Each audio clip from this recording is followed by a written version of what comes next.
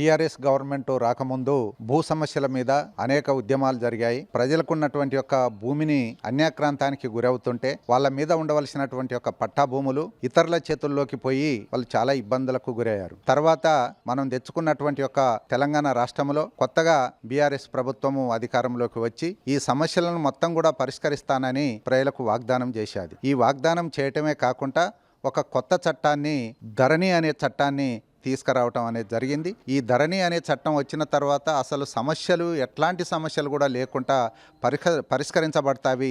ఎవరి భూములైతే వాళ్ళకే పట్టా భూములుగా ఇవ్వటం జరుగుతుందని 10 సంవత్సరాలు ఊదరకొట్టారు. కానీ ఈ 10 సంవత్సరాల కాలంలో లేని సమస్యలు, ఉన్న సమస్యల కంటే లేని సమస్యలనే ఎక్కువగా క్రియేట్ అవ్వటం జరిగింది. ఎందుకంటే అసలు వ్యక్తులపైన ఉన్నటువంటి ఒక భూమి వాళ్ళకు లేకుండా, ఎగ్జాంపుల్ ఒక 5-6 ఎకరాలు ఉంటే 4 ఎకరాలకే కుదించబడ్డది. అదేవిధంగా అధికారులకు లావాదేవీలతోటి 4 ఎకరాలు ఉన్న వాళ్లకు 7-8 ఎకరాల భూమి సంపాదించుకోవటం జరిగింది. ఇది చాలా జటిలమైంది. ఇట్లాంటి యొక్క సమస్యలను ఆసరగా చేసుకొని కాంగ్రెస్ గవర్నమెంటు దీన్ని ముఖ్యంగా ఫోకస్ చేసి ఈ భూ సమస్యలు రోజురోజుకు చాలా దుర్మార్గంగా మారిపోయినాయి అనేటటువంటి యొక్క ఉద్దేశంతో కాంగ్రెస్ నాయకులు ఊరూరు వెళ్ళి ఈ ధరణి సమస్యల యొక్క లోపాలను వాళ్లకు తెలియపరిచి, మేము అధికారంలోకి వచ్చిన తర్వాత దీన్ని మార్చి అసలు సమస్యలు లేకుండా చేస్తామని వాగ్దానాలు ఇచ్చాయి. ఆ విధంగానే ప్రజలు కూడా నమ్మకంతో కాంగ్రెస్ పార్టీని గెలిపించడం జరిగింది. కాంగ్రెస్ పార్టీ అధికారంలోకి వచ్చిన తర్వాత మళ్ళీ ఎక్కడి గొంగడి అక్కడనే ఉండే పరిస్థితి ఏర్పడ్డది.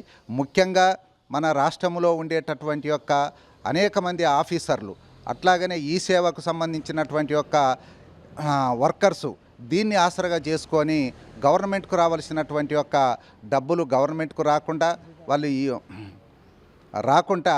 వాళ్ళ ఖాతాలోకి మళ్లించి అనేక లాభాలు, కోట్ల రూపాయల డబ్బును కూడా గవర్నమెంట్కు నష్టం చేయటం జరిగింది.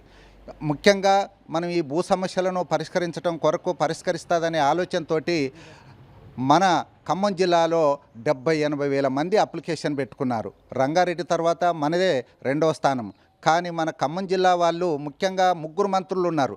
మనకు ముఖ్యంగా ఉప ముఖ్యమంత్రి బట్టి గారు, అట్లాగనే వ్యవసాయ శాఖ మంత్రి, అట్లాగనే మనకు ముఖ్యంగా ఈ శ్రీనివాస్ రెడ్డి రెవెన్యూ శాఖ మంత్రి.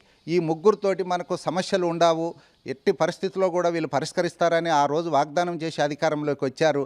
కానీ వాళ్ళు ఒక కొత్త చట్టాన్ని తీసుకొచ్చి భూభారతి అనేటటువంటి ఒక చట్టాన్ని తీసుకురావటం జరిగింది.